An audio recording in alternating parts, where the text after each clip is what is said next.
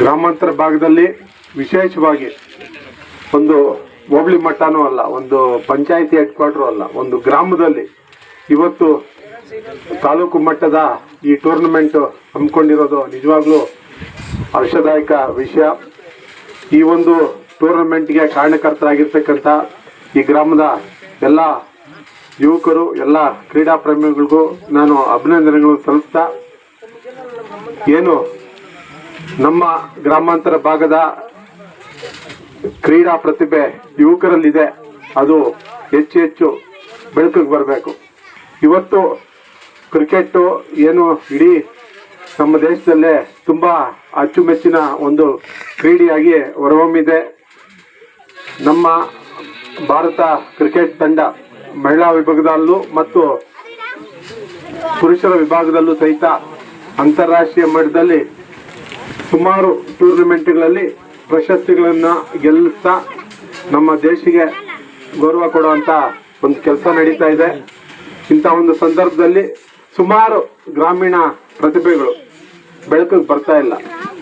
ಇಂಥ ಒಂದು ಗ್ರಾಮಾಂತರ ಮಟ್ಟದಲ್ಲಿ ಇಂಥ ಒಂದು ಕ್ರೀಡಾ ಚಟುವಟಿಕೆಗಳು ಕ್ರಮಬದ್ಧವಾಗಿ ಆಗಿ ಕ್ರೀಡಾ ಪ್ರತಿಭೆ ಹೊರಹೊಮ್ಮಿದ್ರೆ ಅಂಥ ಒಂದು ಕ್ರೀಡಾಪಟುಗಳನ್ನು ಗುರುತಿಸಿ ಅದು ಜಿಲ್ಲಾ ಮಟ್ಟಕ್ಕಾಗಲಿ ರಾಜ್ಯ ಮಟ್ಟಕ್ಕಾಗಲಿ ರಾಜ್ಯದ ರಣಜಿ ಮಟ್ಟದಲ್ಲಿ ಪಾರ್ಟಿಸಿಪೇಟ್ ಮಾಡೋದಕ್ಕಾಗಲಿ ಮತ್ತು ಕ್ರೀಡಾ ಪ್ರತಿಭೆಗಳನ್ನು ಐಡೆಂಟಿಫೈ ಮಾಡಿ ಕೆಲವು ಕ್ರೀಡಾ ಕೋಚಿಂಗ್ ಸೆಂಟರ್ಸ್ ಇದೆ ಬೆಂಗಳೂರಲ್ಲಿ, ತುಂಬ ಶಿಸ್ತುಬದ್ಧವಾಗಿ ಅಲ್ಲಿ ಕ್ರೀಡೆನ ಹೇಳ್ಕೊಡ್ತಾರೆ. ಅಂಥ ಕೋಚಿಂಗ್ ಸೆಂಟರ್ಸ್ಗೆ ಹೋಗಿ ಪ್ರತಿಭೆನ ಇನ್ನೂ ಹೆಚ್ಚಿಸ್ಕೊಂಡ್ರೆ ಅವರು ರಾಜ್ಯಕ್ಕೆ ಮತ್ತು ದೇಶಕ್ಕೆ ಪ್ರತಿನಿಧಿ ಮಾಡುವಂಥ ಒಂದು ವಾತಾವರಣ ಸೃಷ್ಟಿ ಆಗ್ತದೆ. ಆ ಒಂದು ದೃಷ್ಟಿಯಿಂದ ಇಂಥ ಕ್ರೀಡಾಕೂಟಗಳನ್ನು ಏನೋ ಒಂದು ಕ್ರೀಡಾಕೂಟ ಮಾಡ್ತಾ ಇದ್ದೀವಿ ಅನ್ನೋದಕ್ಕೋಸ್ಕರ ಮಾಡಬೇಡಿ, ತುಂಬ ಕ್ರಮಬದ್ಧವಾಗಿ ಮಾಡಿ ಕ್ರೀಡಾ ಪ್ರತಿಭೆಗಳನ್ನು ಗುರುತಿಸಿ ಅಂಥ ಪ್ರತಿಭೆಗಳನ್ನು ದಯವಿಟ್ಟು ಗುರುತಿಸಿ ಅವರ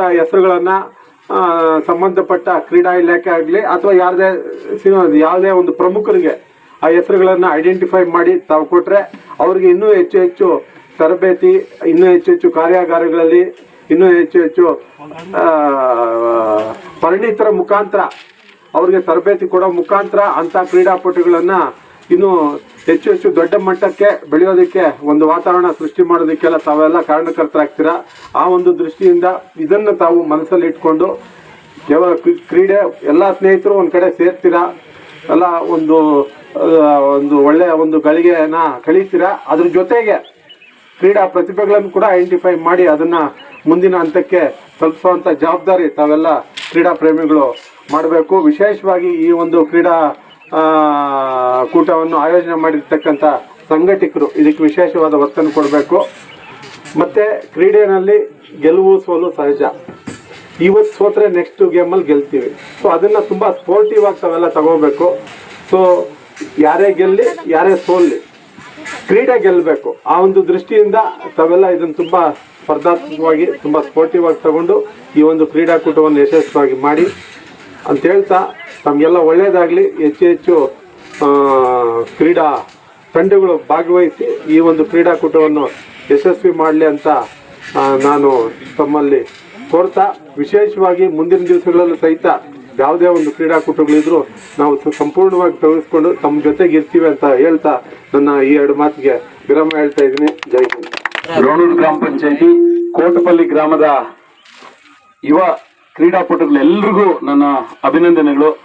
ಈ ದಿನ ನಮ್ಮ ಕೋಟಪಲ್ಲಿ ಗ್ರಾಮದಲ್ಲಿ ಕಾರ್ಯಕ್ರಮ ಈ ಕ್ರಿಕೆಟ್ ಮಾಡ್ತಾ ಇರೋದು ತುಂಬಾ ಖುಷಿ ಆಗ್ತಾ ಇದೆ. ಯಾವಾಗ್ಲೂ ರೋಣೂರಲ್ಲಿ ಮಾಡ್ತಾ ಇದ್ರು, ಈ ದಿನ ಕೋಟಪಲ್ಲಿಯಲ್ಲಿ ಬಹಳ ಖುಷಿಯಾಗಿ ಮಾಡ್ತಾ ಇರ್ತಕ್ಕಂಥ ಕಾರ್ಯಕ್ರಮಕ್ಕೆ ನಮ್ಮ ಬೆಂಬಲ ಯಾವಾಗ್ಲೂ ಇರ್ತದೆ. ನೀವೆಲ್ಲರೂ ಒಗ್ಗಟ್ಟಿನಿಂದ ಕ್ರೀಡೆಯನ್ನು ಆಡಿ ಸ್ನೇಹ ಬಾಳ್ವೆ ಇಂದ ನಡೀರಿ. ಈ ಕ್ರೀಡಾಪಟುಗಳು ಕೆಟ್ಟ ಚಟಗಳಿಗೆ ಬಲಿಯಾಗದೆ ಈ ಒಂದು ಕ್ರೀಡೆಗಳಲ್ಲೇ ಮುಂದುವರೆದರೆ ತುಂಬಾ ಚೆನ್ನಾಗಿರುತ್ತೆ. ಈ ಆಟ ಆಡ್ತಾ ಇದ್ರೆ ತಮ್ಮ ಈ ಬೇರೆ ಕೆಟ್ಟ ಚಟಗಳನ್ನ ಮರಿಬೋದು ಅಂತ ನನ್ನ ಅನಿಸಿಕೆ.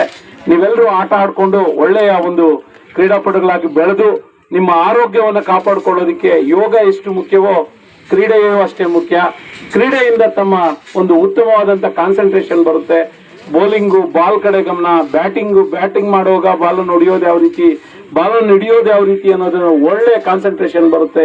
ಎಲ್ಲ ವಿದ್ಯಾರ್ಥಿಗಳು ಕ್ರೀಡೆಗೆ ಗಮನ ಕೊಡಿ, ಒಳ್ಳೆಯ ಆಸಕ್ತಿಯಿಂದ ಆಟವಾಡಿ ಅಂತ ಹೇಳ್ತಾ ನಿಮ್ಮೆಲ್ರಿಗೂ ನನ್ನ ವೈಯಕ್ತಿಕ ಧನ್ಯವಾದಗಳನ್ನ ಈ ಸಂದರ್ಭದಲ್ಲಿ ಅರ್ಪಿಸ್ತಾ ಇದ್ದೀನಿ.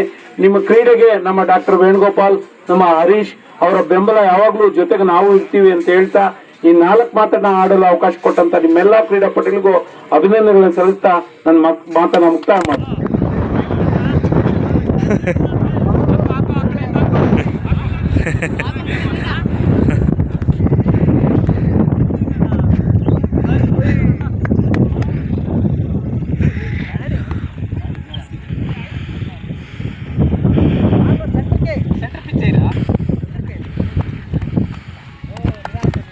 Four.